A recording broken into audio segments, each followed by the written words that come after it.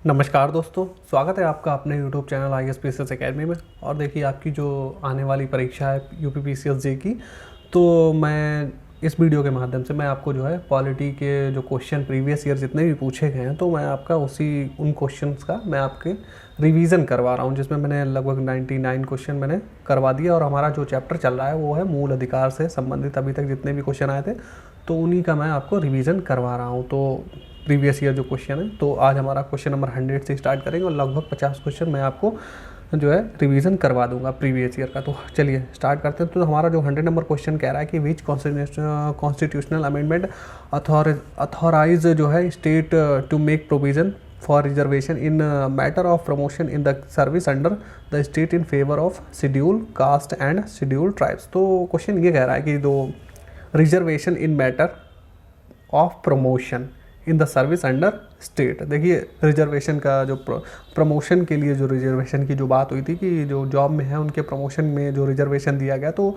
SC ST जो schedule caste हमारी और शेड्यूल ट्राइब्स हैं, तो वो कौन सा अमेंडमेंट था जिसके अंतर्गत ये प्रावधान किया गया था? तो वो आपका था 77th amendment. Question answer number आपका C हो जाएगा। चलिए नेक्स्ट क्वेश्चन देखते हैं कि इसमें आपका कहा गया कि कैरी फॉरवर्ड नियम को अधिकारातीत निम्न बाद में घोषित किया गया था। तो कैरी फॉरवर्ड नियम को अधिकारातीत कब कौन से बाद में घोषित किया गया था? तो ये आपका किया गया था देवादासन बनाम भारत संघ में। नेक्स्ट क्वेश्चन देखते हैं कि भारत के उच्चतम न्यायालय द्वारा जो है स्थापित कैचअप नियम संविधान के किस अनुच्छेद से संबंधित है? तो कैचअप जो किससे संबंधित है, ये आपका है 16 का सब क्लॉज 4 का काम है, आपका पड़ता है कैचअप नियम। नेक्स्ट देखते हैं कि नागराज बनाम भारत संघ का जो है सही जो है प्रोद्धकरण है, तो क्या है, किस में हुआ था? तो ये आपका हुआ था, तो इसमें आपका आंसर ही ए वाला है, AIR 2006 AC जो है 71 में ये हुआ था। चलिए आगे बढ़ते हैं हम लोग। देखिए, मैं यहाँ पे ज़्यादा एक्सप्लेन नहीं करूँगा क्योंकि फिर जो है टाइम आपका बहुत ज़्यादा ही लग जाएगा। इसमें कथन दे रखा है कि CB मुथम्मा बनाम भारत संघ में उच्चतम न्यायालय ने सेवा नियम के तहत सेवा नियम के उस उपबंध को शून्य घोषित कर दिया था जिसमें यह अपेक्षा थी कि महिला कर्मचारियों को विवाह करने से पूर्व सरकार की लिखित अनुमति प्राप्त करनी होगी। इसका रीज़न यहाँ पे दिया गया है कि ऐसा उपबंध स्त्रियों के साथ विभेदकारी है और अनुच्छेद 16 का उल्लंघन करता है, अतएव ये असंवैधानिक है। तो ये किस तरीके का, ये आपका क्या हो जाएगा? तो इसमें जो ही दोनों चीज़ें आपकी बिल्कुल सही दे रखी हैं। CB मुथम्मा केस में यही हुआ था। चलिए नेक्स्ट हम लोग देखते हैं कि 105 नंबर हमारा क्वेश्चन कह रहा है कि उच्चतम न्यायालय ने जो है निम्नलिखित में से किस बात में यह अविधारित किया है कि कोई भी अनारक्षित वर्ग का व्यक्ति, यानी कि गैर रिजर्वेशन वाला जो है आरक्षित वर्ग परिवार में दत्तक ग्रहण या विवाह या संपरिवर्तन या किसी अन्य स्वैच्छिक कार्य द्वारा प्रवेश पाने पर संविधान के अनुच्छेद 15 के 4 और 15 का सब क्लॉज वो 16 का सब क्लॉज जो 4 है के अंतर्गत आरक्षण का लाभ नहीं उठा सकता है। अगर कोई गैर आरक्षण वाला, मान लीजिए कोई किसी को दत्तक ग्रहण कर ले, यानी कि उसको गोद ले ले, या विवाह के बाद में ऐसा नहीं हुआ कि उसको आरक्षण मिलने लगा। तो ये बात मुद्दा किस में उठा था, ये बात पूछी गई थी। तो ये मुद्दा आपका उठा था आगे जो इसमें बलसम्मा पॉल बनाम कोचीन विश्वविद्यालय जो था, इसमें ये केस में ये बात हुई थी। किस बात में सर्वप्रथम क्रीमी लेयर का सिद्धांत, क्रीमी लेयर किस में आया था? तो उम्मीद है आप लोगों को पता होगा, इंदिरा शाहनी बनाम भारत संघ था, तो उसमें ही जो इंदिरा शाहनी का वो क्रीमी लेयर का मामला उठा था। चलिए नेक्स्ट देखते हैं, क्वेश्चन नंबर 107 पे आते हैं। 107 नंबर कह रहा है कि निम्नलिखित में से किसमें उच्चतम न्यायालय ने यह धारित किया है कि राज्य को अपने कर्मचारियों को मनमाने कार्य करने के लिए व्यथित व्यक्ति को प्रतिकार देना होगा? तो ये बात किसमें हुई थी? आपकी हुई थी लखनऊ डेवलपमेंटल अथॉरिटी बनाम AK गुप्ता के केस में। 108 नंबर देखते हैं कि पिछड़ेपन के विनिश्चय में क्या होगा? तो इसमें आपका जो होगा इसमें आपका होगा जाति सुसंगत है और इसके प्रमुख आधार बनाया जा सकता है। पिछड़ेपन को क्या है, जाति के आधार पर पिछड़ापन हमारे यहाँ पर चलता है। रिजर्वेशन में भी आप देखेंगे तो जाति के पिछड़ेपन के आधार पर ही रिजर्वेशन मिलता है। नेक्स्ट क्वेश्चन देखते हैं कि क्या कोई नागरिक अपनी अभिव्यक्ति की स्वतंत्रता के अधिकार के प्रयोग में सामान्य भाईचारे की भावना को भंग करते हुए सार्वजनिक मार्ग पर यातायात को विच्छिन्न करते हुए जनता को संबोधित भी कर सकता है? तो इसमें क्या हो सकता है? तो इसमें आपका हो जाए दोनों में से कोई भी नहीं कर सकता, दोनों कामों में से कोई भी ये काम आप नहीं कर सकते हैं। चलिए नेक्स्ट देखते हैं। क्वेश्चन नंबर 110 कह रहा है कि सामाजिक अन्याय से सुरक्षा है। सामाजिक अन्याय से सुरक्षा है किसमें? सभी का मूलभूत अधिकार है। सामाजिक अन्याय से सुरक्षा क्या है? ये सभी का मूलभूत अधिकार है। चलिए नेक्स्ट क्वेश्चन हम लोग देखते हैं। संविधान का जो है कौन सा अनुच्छेद जो है अस्पृश्यता उन्मूलन करता है और उसका किसी भी रूप में आचरण निषिद्ध होगा? तो हमारे संविधान में कौन सा आर्टिकल है जो अस्पृश्यता को निषिद्ध करता है? तो आपका आर्टिकल 17 जो है वो आपका अस्पृश्यता के खिलाफ है। चलिए नेक्स्ट क्वेश्चन हम लोग देखते हैं। 112 नंबर कह रहा है कि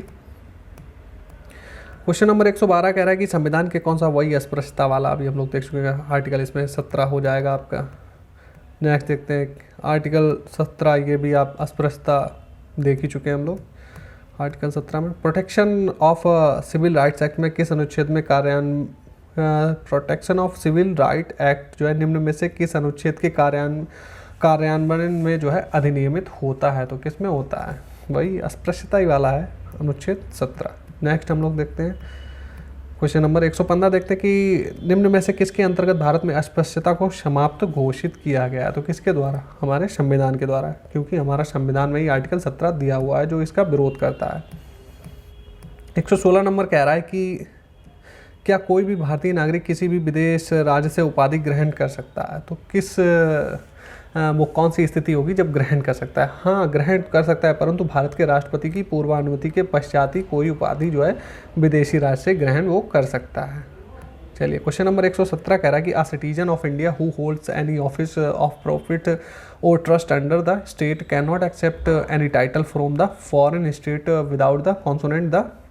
वही बात है कि अगर कोई इंडिया का स्टेट है, वही जो अभी हम लोग ऊपर हिंदी में पढ़ चुके हैं, वही बात यहाँ पर इंग्लिश में दी गई है। तो पूछा गया था कि उपाधि जब ग्रहण करते हैं तो पहले किसकी अनुमति लेनी होगी? तो वही बात है, प्रेसिडेंट की अनुमति के बाद नहीं, आप किसी अदर फॉरेन जो है स्टेट से आप जो है ले सकते हैं, पहले आपको प्रेसिडेंट की अनुमति लेनी होगी। निम्नलिखित में से कौन सा अनुच्छेद 18 के अनुसार राष्ट्रपति की सहमति के बिना प्रतिबंधित है? तो वही है विदेशी राज्य से कोई उपाधि धारण करना। देखिए बार तो यहाँ पे देखिए उपाधि का प्रतिपादन विदेशी राज्य और विदेशी राज्य से जो है या उसके अधीन किसी रूप में कोई भेंट या उपलब्धि स्वीकार करना। तो अगर कुछ विदेशी राज्य से अगर आप लेंगे तो यहाँ पे आपका इस चक्कर में आपके सभी जो है ये सारे स्टेटमेंट बिल्कुल सही दिए हैं ऑप्शन।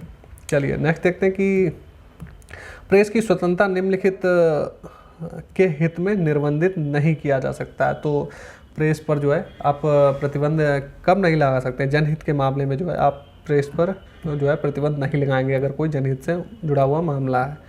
वो क्वेश्चन नंबर 120 कह रहा है कि 19 का आर्टिकल 19 का सब क्लॉज 2 के अंतर्गत युक्त निर्बंधन अध्यारोपित करने के लिए कौन सा आधार नहीं है? वही है लोकहित वाला। आप जो है लोकहित के रीजन को लेकर आप प्रतिबंध नहीं ला सकते हैं। निम्नलिखित में से किस आधार पर वाक एवं व्यक्ति की स्वतंत्रता के अधिकार को निर्बंधित नहीं किया जा सकता है लोक व्यवस्था के हित में?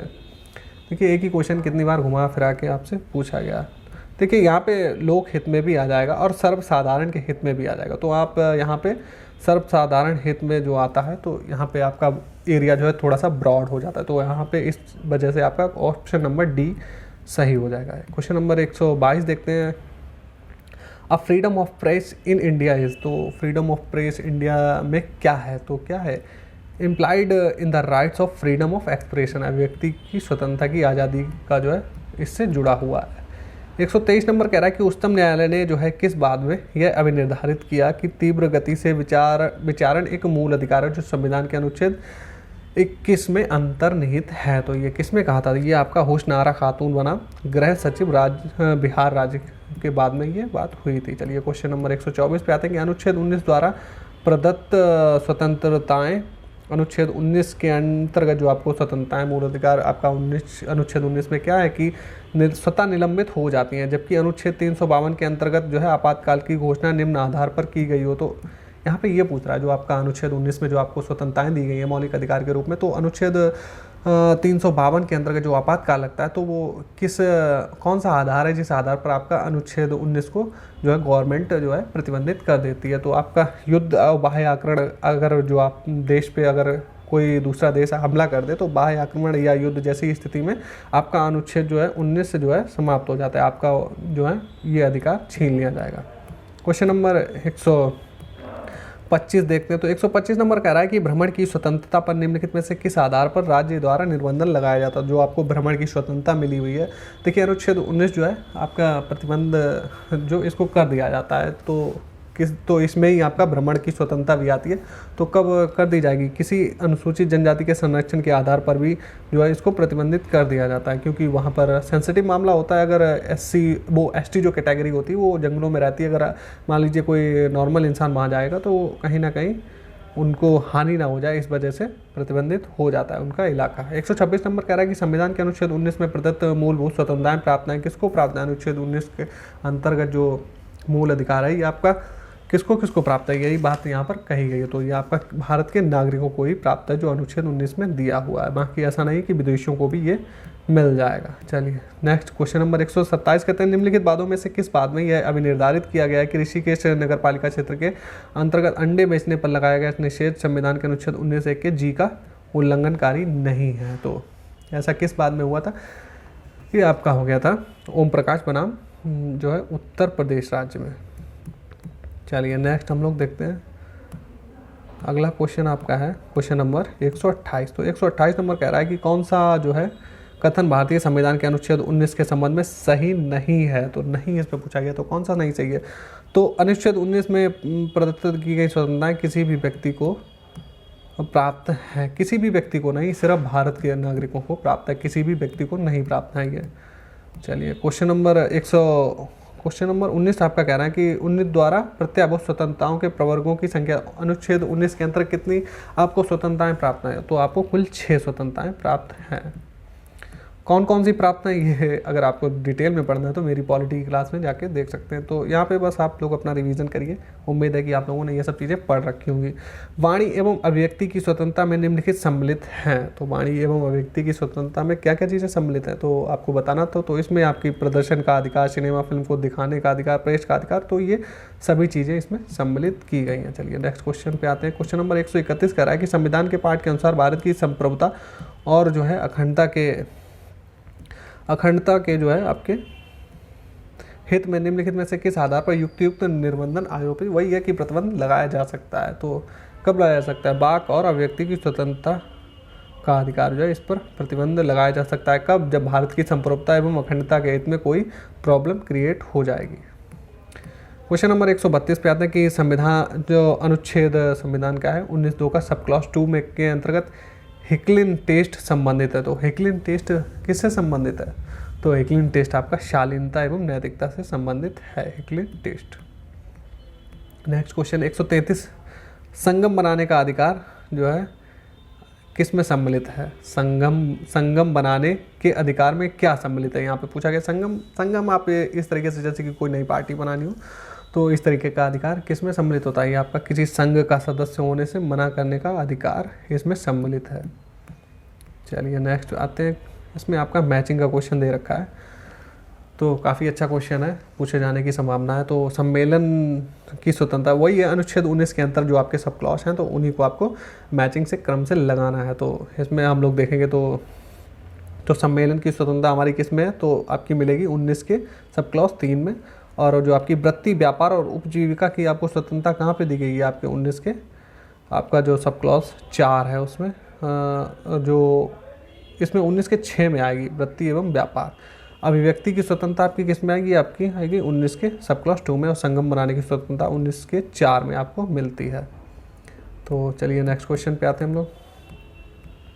क्वेश्चन नंबर 135 कह रहा है कि निम्नलिखित बातों में से किस बात में उच्चतम न्यायालय ने यह अभी निर्धारित किया कि हड़ताल करने का अधिकार ना तो मूल अधिकार है, ना ही कानूनी और ना ही विधिक अधिकार है। तो ये बात किसमें कही गई थी? ये आपकी टी.के. रंगराजन बनाम तमिलनाडु सरकार के बाद में ये बात कोर्ट ने कही थी। चलिए नेक्स्ट क्वेश्चन देखते हैं। क्वेश्चन नंबर 136 कह रहा है कि उच्चतम न्यायालय द्वारा निर्धारित किया गया कि राष्ट्रीय ध्वज को आदर एवं गरिमा के साथ फहराने का प्रत्येक नागरिक को संविधान के अनुच्छेद 19 के का के अंतर्गत मूल अधिकार प्राप्त है। तो ये किस जो है बाद में बात हुई थी? तो ये हुई थी आपकी भारत संघ बनाम नवीन जिंदल मामले में, ये जो है कोर्ट ने कहा था। क्वेश्चन नंबर 137 पे हम लोग आते हैं। तो क्वेश्चन नंबर 137 कह रहा है कि निम्नलिखित में से जो है किस बात में यह निर्णय दिया गया कि सरकारी कर्मचारियों को हड़ताल पर जाने का अधिकार नहीं है? तो किसमें एक बात हुई थी? ये आपकी टी.के. रंगराजन बनाम तमिलनाडु राज्य में जो है ये बात हुई थी। चलिए नेक्स्ट क्वेश्चन 138 नंबर क्या कह रहा है कि निम्नलिखित में से कौन सा जो है निर्णय हड़ताल विरोध से संबंधित हो? हड़ताल विरोध से कौन सा संबंधित है? तो हम लोग अभी देख चुके हैं काफ़ी बार हड़ताल विरोध वाला क्वेश्चन जो है आने की संभावना बनी रहती है। तो टी.के. रंगराजन बनाम तमिलनाडु सरकार AIR जो है 2003 सुप्रीम कोर्ट का जो है निर्णय आया था, तो उसमें ये बात कही गई थी। क्वेश्चन नंबर 139 मैचिंग का क्वेश्चन। चलिए इसको भी हम लोग मैच कर लेते हैं सही। चलिए तो इसमें जो आपका है भारत अर्थात इंडिया राज्यों का संघ होगा। तो इसमें ये क्या दर्शाता है? ये बात किसमें दर्शाता है कि जो है इसका क्या संघ और इसका परिक्षेत्र, संघ तथा इसका परिक्षेत्र क्या होगा?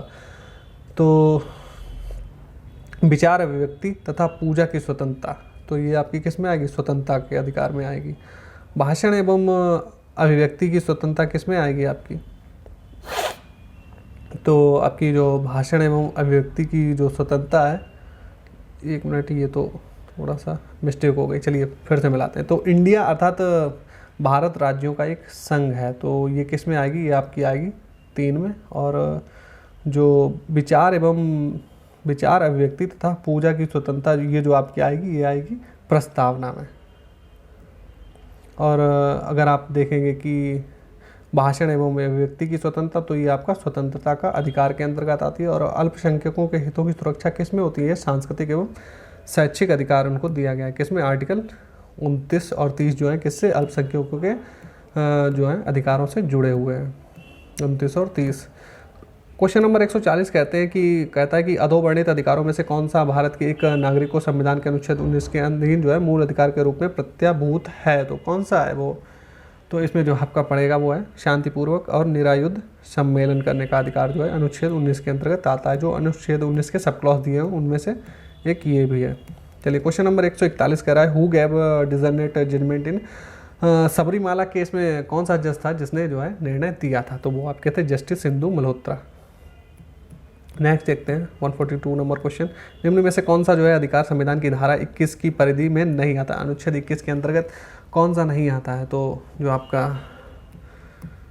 हड़ताल पर जाने का अधिकार है ये आपका नहीं आएगा। चलिए आगे बढ़ते हैं हम लोग। क्वेश्चन नंबर 143 देखते हैं कि उच्चतम न्यायालय ने निम्नलिखित में से किस बात में अभी निर्धारित किया था कि अधिवक्ताओं द्वारा हड़ताल अवैध और अनैतिक है? तो ये बात किस में कही गई थी? तो ये बात आपके कही गई थी ली थॉमस बनाम भारत संघ मामले में।